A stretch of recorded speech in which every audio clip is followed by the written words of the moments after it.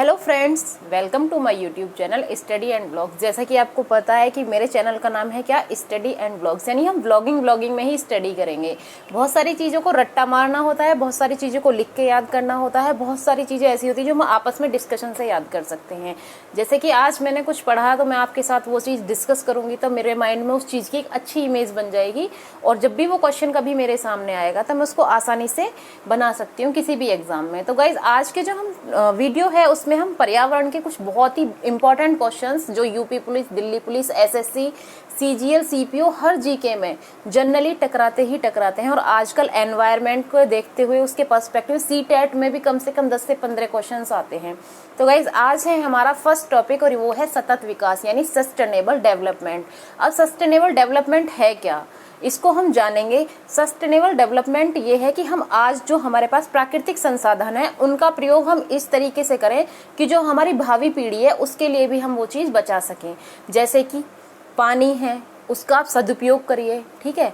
आपके पास प्राकृतिक रूप से प्राप्त हर चीज़, जैसे ग्लोबल वार्मिंग का आजकल बहुत होता है, इतनी गैसें उसमें हैं जिससे आपको आजकल चल रहा है ना कंजक्टिवाइटिस, वो क्या है, एयर में ही कुछ ऐसा मिक्सचर है, ये सारी गैस हैं, ये हमारी आइज को क्या करती हैं, इफेक्ट करती हैं, वही कंजक्टिवाइटिस है। ये कोई ऐसा तो है नहीं कि आप सोचें कि भाई ये कोई बाहर से कुछ आ गया, ये सब हमारी ही चीज़ें हैं। हम जैसा एनवायरनमेंट को इफेक्ट कर रहे हैं, बाढ़ आना, आजकल बाढ़ का कितना वो चल रहा है, यानी कि लगभग दिल्ली में 45 साल बाद यमुना का पानी आया है। मतलब इतना पानी एकदम, उत्तराखंड, हिमाचल प्रदेश, आप देख सकते हो एनवायरनमेंट का इफेक्ट ना आपको हर जगह देखने को मिलता है। तो गाइज, आज हम इसी टॉपिक से कम 5 क्वेश्चंस को याद करेंगे और वो क्वेश्चंस आप जिनको आता है कमेंट में बताना और जिनको नहीं आता वो भी बताना कि हाँ मुझे ये क्वेश्चन का जवाब पता था। तो हमारा जो फर्स्ट क्वेश्चन है वो है कि पर्यावरण किससे मिलकर बनता है। बेसिक क्वेश्चन है, बिल्कुल सबको पता है पर्यावरण किस किस से मिलकर बनता है। सबसे पहले आती हैं भौतिक चीज़ें। भौतिक चीज़ें कैसी होती हैं, जैसे कि मिट्टी यानी स्थल, वायु, जल, ये कैसी आती हैं, हमारी भौतिक चीज़ें होती हैं। उसके बाद हमारे इसी को हम क्या बोलते हैं, जैविक तत्व भी बोलते हैं, अजैविक भी बोलते हैं, सॉरी। जैविक तत्व कौन से होते हैं, जैसे जो श्वसन की क्रिया करते हैं, पौधे, जंतु, सूक्ष्म जीव, ये माइक्रो ऑर्गेनिज्म जो होते हैं ये क्या होते हैं, जैविक होते हैं। और जो अजैविक होते हैं उनमें श्वसन की क्रिया नहीं होती, जैसे मिट्टी है, चट्टानें हैं, वायु है, जल है, ये सारी चीज़ें। तीसरी चीज़ हमारी आती है मानव निर्मित, यानी मानव निर्मित गतिविधियाँ जो होती हैं, जैसे आजकल हम बना रहे हैं क्या, आर्थिक, सामाजिक और राजनीतिक गतिविधियाँ इसमें मानव निर्मित में शामिल होती हैं। आजकल हम बिल्डिंग खड़ी कर रहे हैं, बड़ी बड़ी शहरों को मतलब नया रूप दे रहे हैं, एक वो क्या है, मानव निर्मित, जिससे पर्यावरण के कुछ तत्व हैं जो हमेशा इफेक्ट करते हैं। तो इसका जो आंसर होगा वो मेरे हिसाब से होगा कि भौतिक तत्व यानी कि अजैविक तत्व, जैविक तत्व और आपके मानव निर्मित गतिविधियाँ, इन्हीं तीनों को मिलाकर हमारा क्या बनता है, पर्यावरण बनता है। नेक्स्ट क्वेश्चन है हमारा,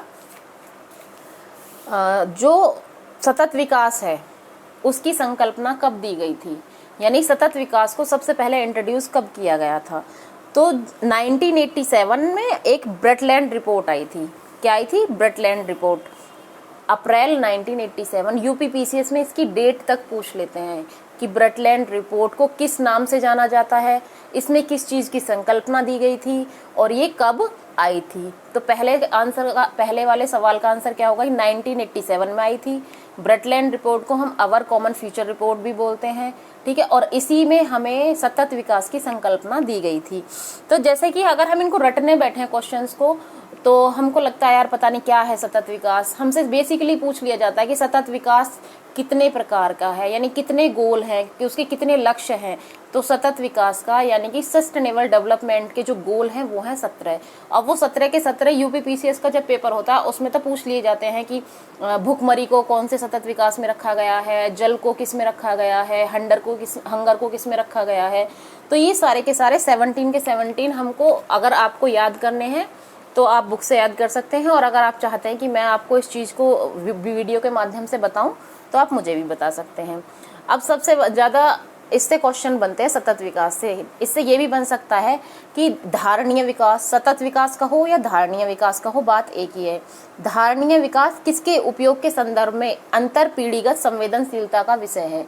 अब ऑप्शन है हमारे पास, प्राकृतिक संसाधन, भौतिक संसाधन, औद्योगिक संसाधन या फिर सामाजिक संसाधन।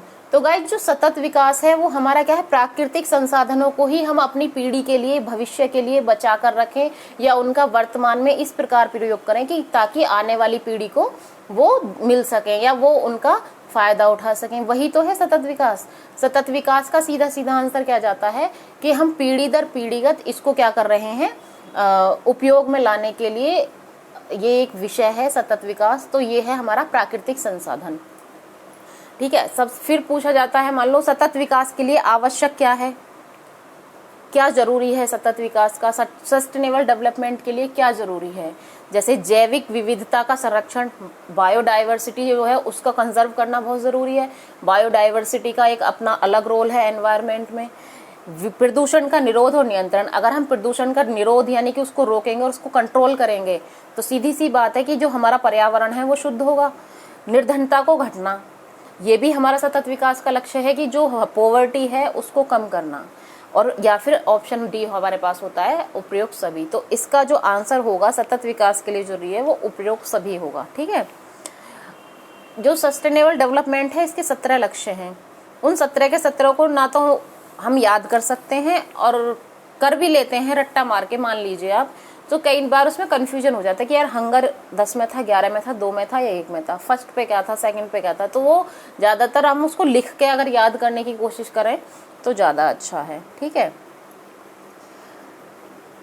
आज की वीडियो में हमने जो क्वेश्चंस पढ़े हैं या जो क्वेश्चंस डिस्कस करे हैं, आई होप कि आप इन क्वेश्चंस को पहले से या तो जानते होंगे और जो नहीं जानते हैं उनके लिए एक नई इन्फॉर्मेशन होगी। तो गाइज अगर आपको ये वीडियो अच्छी लगती है तो आप मेरे को कमेंट में बताइए ताकि मैं आपके लिए और अच्छे अच्छे क्वेश्चंस को लेके आपके साथ डिस्कस कर सकूं। और आई होप इस वीडियो को आप अच्छे से देखा भी होगा और आपको ये वीडियो अच्छी लगी होगी। अगर नहीं लगी है तो भी कोई बात नहीं, हम इम्प्रूवमेंट कर लेंगे। Thank you for watching this video. Bye bye. और अपनी तैयारी अच्छे से करना और पेपर अच्छे से दो और नौकरी लगाओ। घर वालों का सबसे बड़ा सपना यही होता है कि हमारे बच्चे नौकरी पे हों। ये सबसे ज़्यादा खुशी होती है हर पेरेंट को कि हमारा बच्चा नौकरी लग जाए। ठीक है। Thank you for watching this video. Bye bye.